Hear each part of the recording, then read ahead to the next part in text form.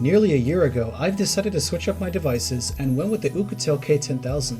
I was drawn to its battery size, stock Android experience, and overall design. Many months down the road, and my experiences have led me to an effective reflection on this device, with its strengths and weaknesses drawn out. Find out in just a few as I revisit the Oukitel K10000.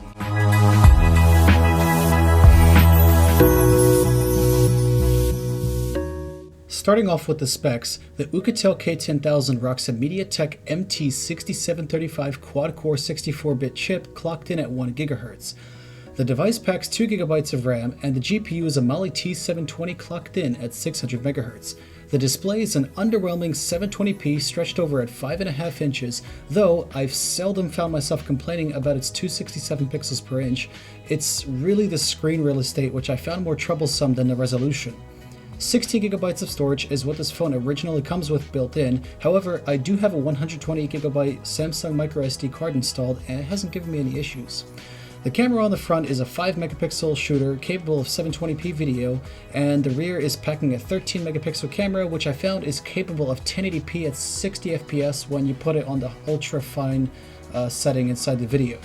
The focal point of this device is the 10,000 mAh battery, giving me a consistent 3 to 5 days of charge depending on usage. As far as connectivity goes, it works on 3G on nearly every GSM carrier and supports 4G on Cricket or on AT&T. Now, the build quality is as great as I imagined it would be, with one major exception: the screen. One day in the middle of the summer, I managed to throw the phone into my shorts, and for some reason I decided to take a jog, and it fell face flat onto the concrete, and this is the result. I managed to replace the screen for $60. The phone was disassembled and I discovered the metal frame is what the screen was glued to.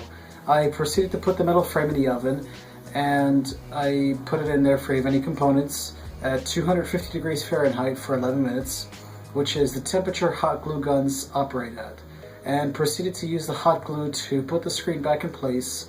And the heat from the metal frame was keeping the glue all gooey for long enough so that I could flip it over, put some weight on top of it. I put a 20 kilogram weight and waited about 20 minutes to let it cool off so that I could reassemble it. And, well, this is it. Now, since I received this device, I actually received quite a few software updates, which actually surprised me. I didn't really think Oukitel would be that responsive with its software updates, but it has been. I used to have Android 5.1 on here. I was rooted on there, and it was actually really nice to have all of those memory management controls and pretty much everything else. But I have since upgraded to Android 6.0. It's a slightly nicer and smoother software experience, although according to the bench scores, my score for the system is overall lower than what it is when I had Android 5.1, which makes no sense.